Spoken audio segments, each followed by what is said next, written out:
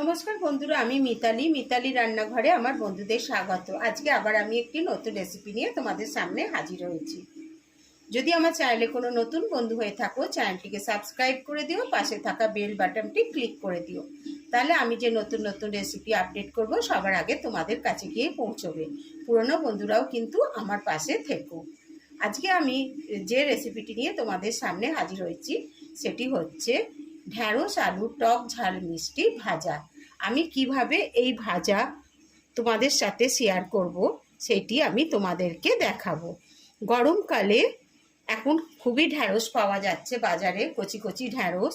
ওই জন্যই আমি ঠিক করলাম আজকে আমি তোমাদের সাথে ঢ্যাঁড়সের রেসিপি তোমাদের সাথে শেয়ার করব। বন্ধুরা, আমি টক ঝাল মিষ্টি ঢ্যাঁড়স ভাজা করব বলে আলু দিয়ে, ওই জন্য আমি এখানে দুটো আলু নিয়ে নিয়েছি আর কিছু ঢ্যাঁড়স নিয়ে নিয়েছি। ঢ্যাঁড়সগুলোকে আমি আগে কেটে নিচ্ছি। ঢ্যাঁড়সগুলো আমি ধুয়ে পরিষ্কার করে নিয়েছি। ঢ্যাঁড়সগুলোকে আমি এরমভাবে কেটে নিচ্ছি। আর একটু আমি এরকমভাবে, পুরোটা কাটবো না, জাস্ট এরমভাবে একটু চিড়ে নিচ্ছি। তাহলে কি হবে, ভেতরের পোকাগুলোও আমি দেখতে পারবো। এইভাবে আমি ঢ্যাঁড়সগুলোকে কেটে নিচ্ছি।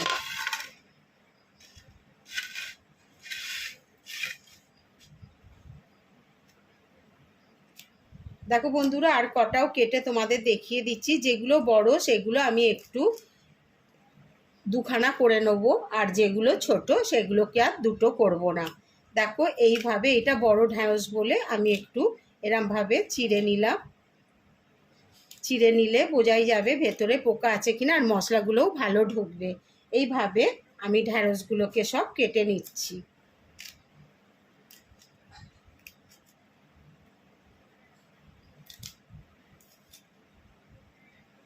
দেখছো বন্ধুরা, এইভাবে আমি ঢ্যাঁড়সগুলোকে কেটে নিচ্ছি। দেখো বন্ধুরা, আমি ঢ্যাঁড়সগুলোকে তো সব কেটে নিয়েছি, তার সাথে আমি দুটো আলুকেও কেটে নিয়েছি, একটা টমেটোকে কেটে নিয়েছি, টমেটোর বিচিগুলোও পরিষ্কার করে নিয়েছি, আর চারটে ছোট ছোট পাকা কাঁচা লঙ্কা নিয়ে নিয়েছি লাল রঙের, আর একটা পেঁয়াজকে আমি সরু সরু করে কেটে নিয়েছি। দেখো বন্ধুরা, আমি কড়া বসিয়ে দিয়েছি ওভেন জেলে, কড়াতে সর্ষের তেল দিয়ে দিয়েছি। এবার তেলটা গরম হয়ে গেছে, আমি এবার তেলের মধ্যে ঢ্যাঁড়সগুলো দিয়ে দিচ্ছি, দিয়ে ঢ্যাঁড়সগুলোকে ভেজে নিচ্ছি।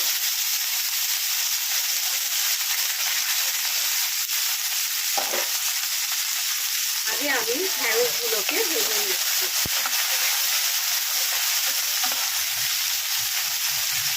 ওভেনটাকে একটু বাড়িয়ে দিয়েছি, আর আমি ঢ্যাঁড়সের মধ্যে একটু হলুদ দিয়ে দিচ্ছি অল্প করে। নুন দিলাম না, আমি হলুদ দিয়ে ঢ্যাঁড়সটাকে ভেজে নিচ্ছি। দেখো বন্ধুরা, ঢ্যাঁড়সগুলো ভাজা হয়ে গেছে, আমি এবার ঢ্যাঁড়সগুলোকে তুলে নিচ্ছি।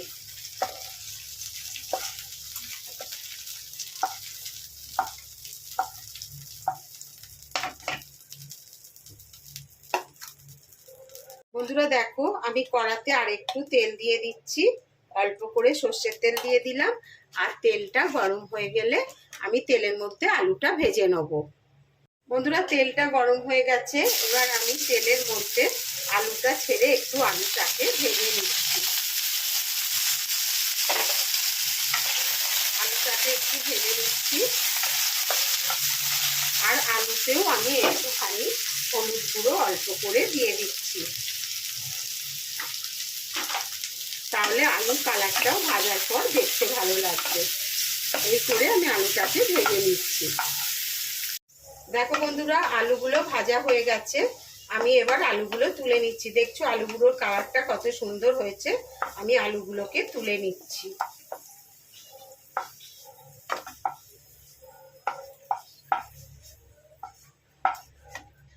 এবার বন্ধুরা দেখো, আমি আর একটু এর মধ্যে তেল দিয়ে দিচ্ছি, সর্ষের তেল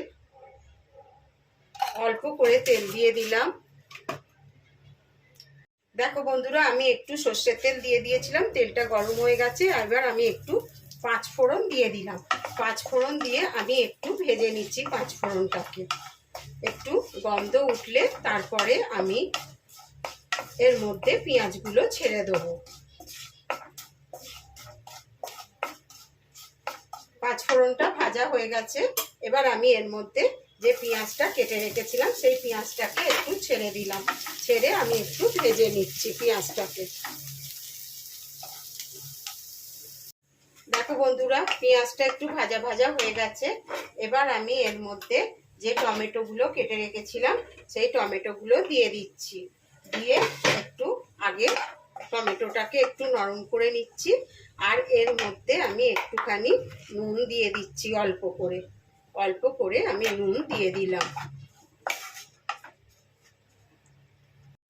এবার বন্ধুরা দেখো, এর মধ্যে টমেটোগুলো একটু নরম নরম হয়ে গেছে। এবার আমি এর মধ্যে আলু আর ঢ্যাঁড়সগুলো দিয়ে দিচ্ছি। দিয়ে আমি একটু আরো ভাজা ভাজা করে নিচ্ছি। আর একটু ভাজা ভাজা আমি করে নিচ্ছি ঢাকা দিয়ে। তারপরে আমি মশলা দেবো। দেখো বন্ধুরা, এগুলো আমি একটু আরো ভেজে নিয়েছি। এবার আমি এর মধ্যে দেখো 4টে লাল কাঁচা লঙ্কা দিয়ে দিলাম পাকা। আর এর মধ্যে আবার অল্প একটুখানি নুন দিয়ে দিলাম। আমি একটুখানি নুন দিয়েছিলাম, অল্প একটু এরম হাফ চামচের মতন একটু হলুদ গুঁড়ো দিয়ে দিলাম। অল্প করে একটু কাশ্মীরি লঙ্কার গুঁড়ো দিয়ে দিলাম। আর একটু ধনে গুঁড়ো দিয়ে দিলাম অল্প করে। আর একটু জিরের গুঁড়ো অল্প করে দিয়ে দিলাম। দিয়ে আমি এবার এটাকে একটু ভালো করে ভাজা ভাজা করব।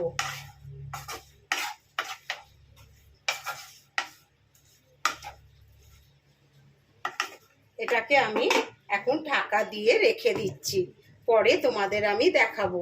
ঢাকা দিয়ে দিয়ে আমি নরম করে নেব। দেখো বন্ধুরা, আমি ঢাকা দিয়ে রেখেছিলাম, ঢাকাটা খুলে নিলাম। দেখো সবজিগুলো কতটা নরম হয়ে গেছে। দেখছো বন্ধুরা কতটা সবজিগুলো নরম হয়ে গেছে। তোমাদের দেখিয়ে দিচ্ছি। দেখো আলুটাও অনেকটা সেদ্ধ হয়ে গেছে। এবার আমি এর মধ্যে একটুখানি চিনি দিয়ে দিচ্ছি। আমি কিন্তু এখানে কোনো জল ব্যবহার করিনি।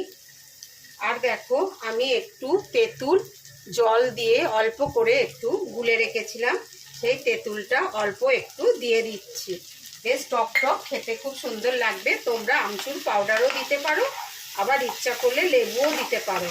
আমি একটু তেঁতুল গুলে দিয়ে দিলাম, খেতে খুব সুন্দর হয় এটা। তোমরা রুটি, ভাত, পরোটা সব দিয়ে খেতে পারবে। আমি আবার একটু ঢাকা দিয়ে দিলাম। আবার কিছুক্ষণ পর তোমাদেরকে আমি দেখাবো। দেখো বন্ধুরা, আমি ঢাকাটা খুলে নিচ্ছি। আমার টক ঝাল মিষ্টি ঢ্যাঁড়স আর আলুর ভাজা হয়ে গেছে।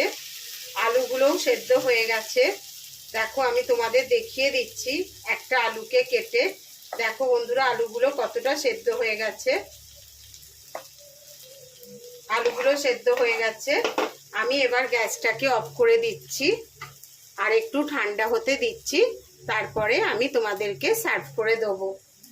বন্ধুরা, যদি এই রেসিপিটি ভালো লাগে তাহলে শেয়ার, কমেন্ট আর লাইক করতে ভুলো না যেন। অনেক অনেক শেয়ার করে দিও বন্ধু বান্ধবদের মধ্যে, ফ্যামিলির মধ্যে।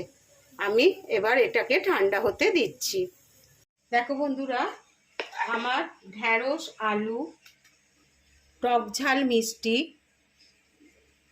ভাজা হয়ে গেছে। আমি সার্ভ করে দিচ্ছি। যদি আমার এই রেসিপিটি তোমাদের ভালো লাগে তাহলে আমার চ্যানেলটিকে সাবস্ক্রাইব করে দিও। পাশে থাকা বেল বাটনটি ক্লিক করে দিও। আমি যে নতুন নতুন রেসিপি আপডেট করব সবার আগে তোমাদের কাছে গিয়েই পৌঁছবে। তোমরা ভালো থেকো, সুস্থ থেকো। আমি আবার একটি নতুন রেসিপি নিয়ে তোমাদের সামনে হাজির হব। ধন্যবাদ।